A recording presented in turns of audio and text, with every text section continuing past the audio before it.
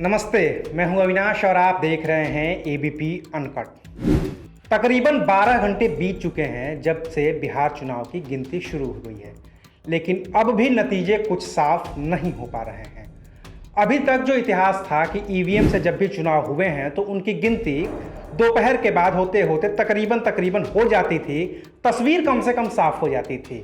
लेकिन यह पहली बार ऐसा हो रहा है कि ईवीएम से गिनती के बाद भी 12 घंटे के बाद भी कोई भी दल ये दावा करने की स्थिति में नहीं है कि बहुमत उसके साथ है। आखिर ऐसा क्यों हो रहा है, इसकी क्या वजह है और क्यों इस स्थिति को साफ करने के लिए पहली बार चुनाव आयोग को प्रेस कॉन्फ्रेंस करनी पड़ी है, इन सारी बातों को तफसील से बताएंगे आज के इस वीडियो में।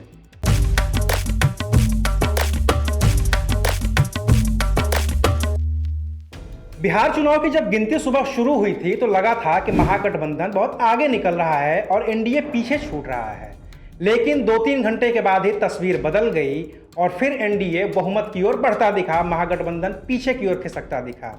शाम होते होते तस्वीर में कांटे का मुकाबला शामिल हो गया और अब जब मैं ये वीडियो शूट कर रहा हूं तो उस समय एनडीए करीब 124 सीटों पर आगे है और महागठबंधन 111 सीटों पर आगे है।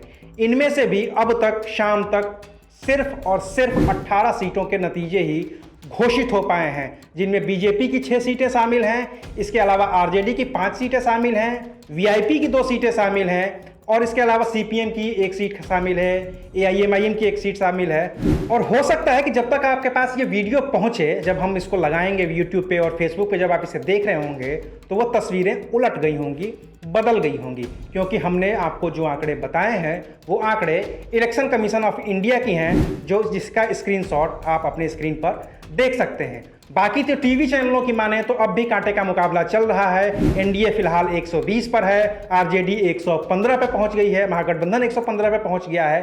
लेकिन इन सब के बीच 2 चीज़ें बड़ी इंटरेस्टिंग हुई हैं और उन 2 चीज़ों पर नज़र रखनी थोड़ी सी ज़रूरी मेरी तरफ से समझ में आ रही है।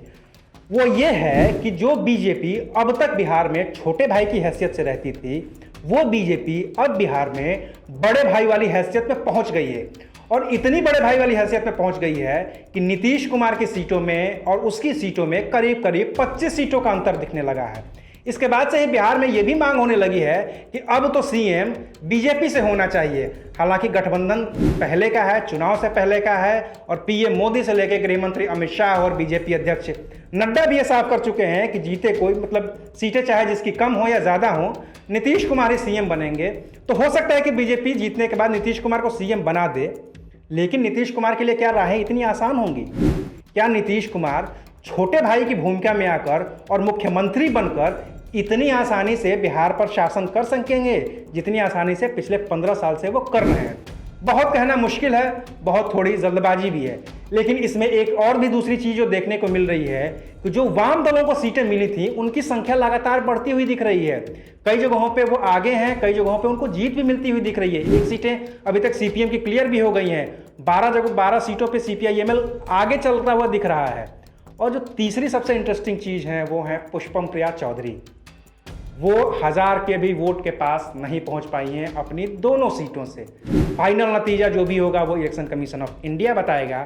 लेकिन अब की स्थिति ये है कि जब भी ईवीएम से चुनाव हुए हैं, नतीजे कुछ घंटों में महज आ गए हैं, लेकिन अब भी ये गिनती जारी है।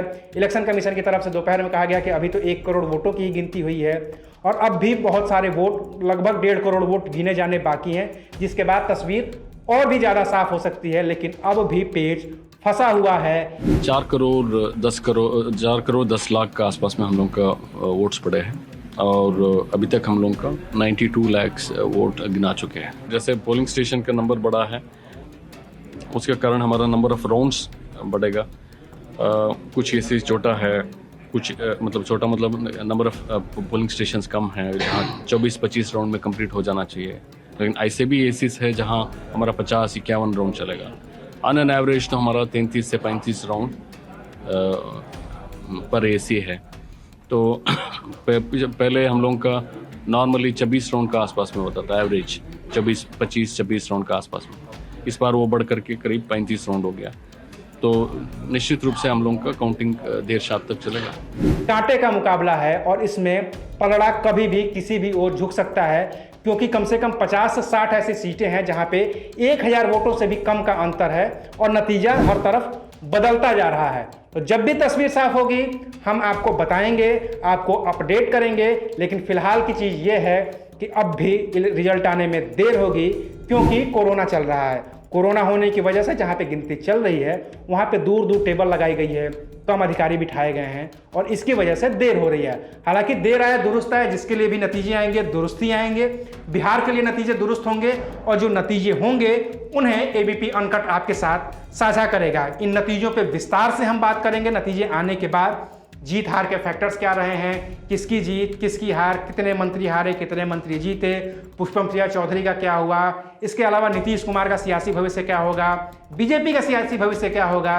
बीजेपी इसी बहाने हम बात करेंगे कल उत्तर प्रदेश की, बात करेंगे मध्य प्रदेश की रहेगी और बात करेंगे पश्चिम बंगाल की जहां पे अगले साल चुनाव होने वाले हैं। आप देखते रहिए एबीपी अनकट। शुक्रिया। एबीपी न्यूज आपको रखे आगे।